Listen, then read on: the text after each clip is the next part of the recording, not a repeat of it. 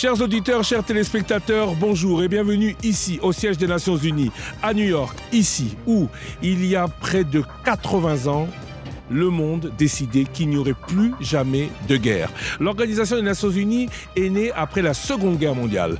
L'Organisation des Nations Unies devait, avec 5 membres permanents au Conseil de sécurité, faire en sorte que le monde ne connaisse plus jamais de guerre.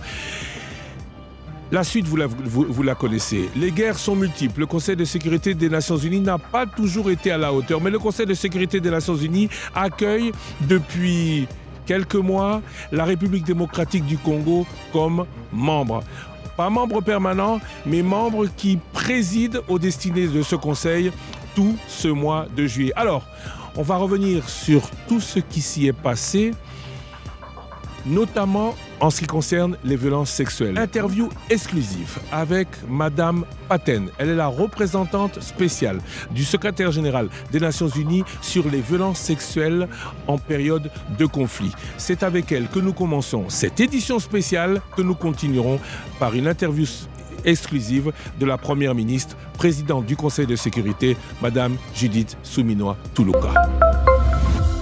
Top Congo, donnez à votre cerveau ce qu'il y a de meilleur. Madame Pramila Paten, bonjour. Bonjour.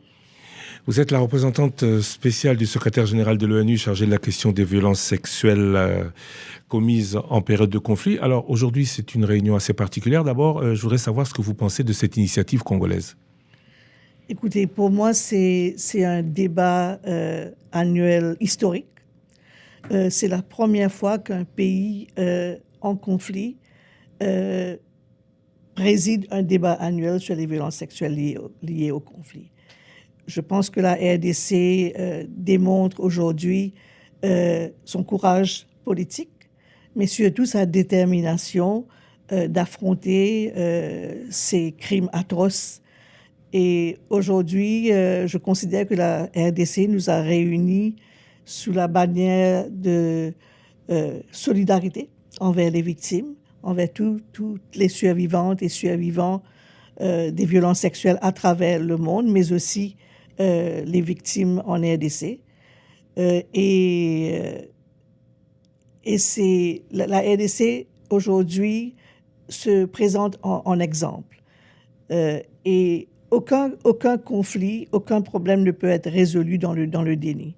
Et malheureusement, le mandat fait face à ce problème. Et aujourd'hui, la RDC se présente vraiment comme un exemple pour le monde et donne beaucoup de courage aux survivantes et survivants de ces crimes atroces. Dans votre discours, vous êtes revenu sur les 6 résolutions déjà adoptées, toujours pas appliquées.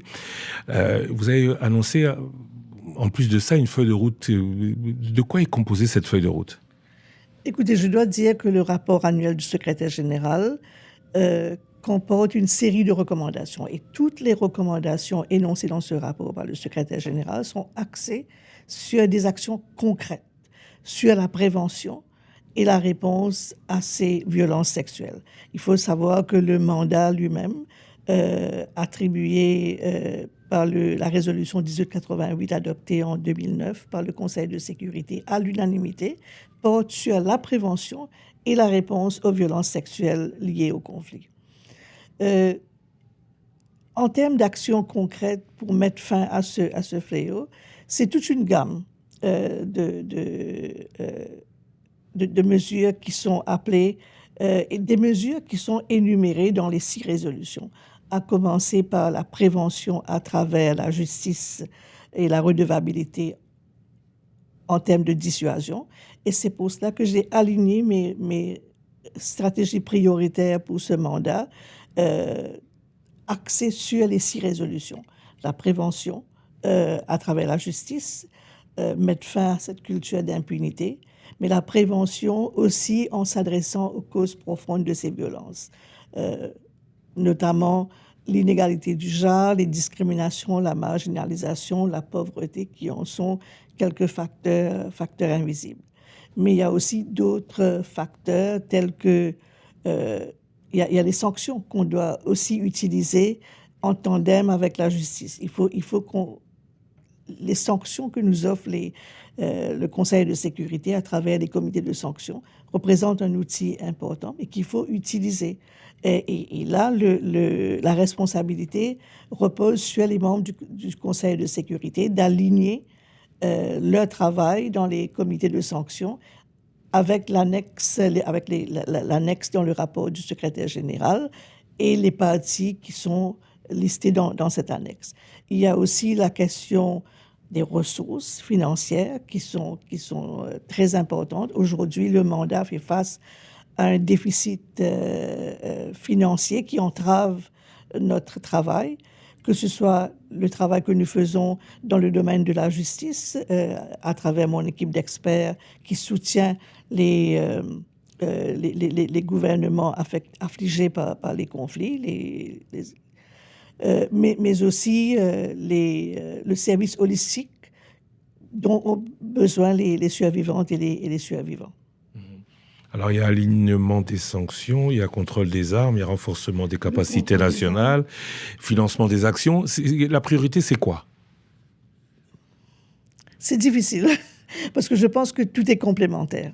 C'est difficile de mettre le doigt sur une mesure, mais je pense que, pour moi, financer la prévention, et peut-être si je dois prioriser, c'est financer toutes les mesures de prévention. D'ailleurs, le Bureau a déjà produit un cadre de prévention qu'on est en train d'appliquer dans plusieurs pays, y compris la RDC. Financer la prévention, mais aussi financer les services holistiques dont ont besoin les survivants. Renforcer les embargos est très, très, très important parce qu'on voit à quel point la prolifération des armes alimente les violences sexuelles, alimente les conflits. Et donc, les mesures que vous avez vous-même évoquées sont urgentes, mais surtout complémentaires. Tout est prioritaire aussi. Tout à fait. Et urgente. Dans un environnement où on manque de financement, est-ce que ce n'est pas déjà à partir du principe qu'on ne pourra pas tout atteindre ou on ne pourra pas atteindre ce qu'on veut? Écoutez, c'est difficile de prioriser les pays en conflit. Le mandat comporte 21 situations de conflit et je ne priorise pas les survivantes et les survivants. C'est un mandat du Conseil de sécurité. Il faut que les États membres assument leurs responsabilités. Pour terminer, parce que c'est la question que se posent tous les Congolais, comment passer des résultats, des déclarations aujourd'hui? Il y en a beaucoup, feuilles de route. Tout ça n'est que déclaration. On voit que les priorités sont encore nombreuses et n'ont pas forcément solution. Comment et quand, surtout? Quand du concret? Écoutez, nous avons plusieurs exemples à démontrer, à commencer par la RDC. Écoutez, vous vous souvenez qu'en 2010, la RDC avait été qualifiée de capitale du viol. Moi, ça fait 9 ans que je suis en poste, que je travaille avec la RDC, et je peux vous dire qu'on a parcouru un long chemin, même si c'est vrai que la RDC demeure parmi les pays avec le nombre de cas le plus élevé, mais il y a des avancées positives. Il y a une reconnaissance de ce fléau, il y a une volonté politique au plus haut niveau. Il y a, que ce soit au niveau de la justice, la RDC représente pour moi le pays où on a eu plus de succès en ce qui concerne nos efforts en la matière de justice et de redevabilité. Au niveau du cadre législatif, on a beaucoup travaillé avec la RDC. Aujourd'hui, la RDC a un cadre législatif adéquat, notamment en matière de réparation. Les victimes demandent justice et réparation. Et la RDC a un cadre législatif, a mis sur place le fonds de réparation. Et il y a des victimes qui ont commencé à recevoir les réparations. Que ce soit en matière des enfants issus du viol, pour moi, c'est vraiment la RDC qui est le premier pays à reconnaître des enfants issus du viol en matière de réparation. Donc, il y a des avancées positives dans d'autres pays également. J'ai mentionné ce matin la Colombie, il y a la Guinée où on a, à travers l'équipe d'experts sur l'état de droit, il y a eu poursuite suite au massacre du 28 septembre 2009, il y a eu, après 12 ans, 13 ans, il y a eu poursuite des auteurs de ces crimes. Pour moi, le plus important, c'est que presque 17 ans depuis l'établissement de ce mandat, ce crime doit cesser.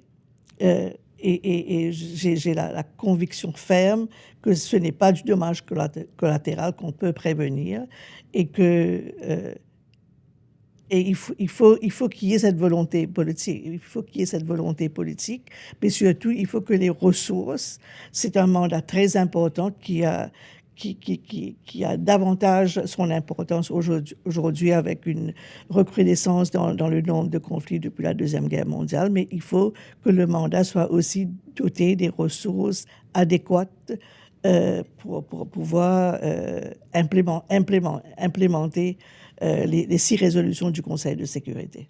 À quand un monde sans violence sexuelle? Je pense que cela viendra. Et en 17 ans, le mandat est très jeune, mais on a parcouru un chemin très important et je pense que ce jour viendra. Avec la communauté internationale qui a démontré aujourd'hui qu'il est soudé, qu'il soutient le mandat, qu'il soutient les victimes, qu'il est prêt à agir. Donc, je pense que ce n'est pas un rêve qui n'est pas réalisable. Madame Patten, je rappelle que vous êtes la représentante spéciale du secrétaire général justement sur le volet. Je vous remercie. C'est moi qui vous remercie.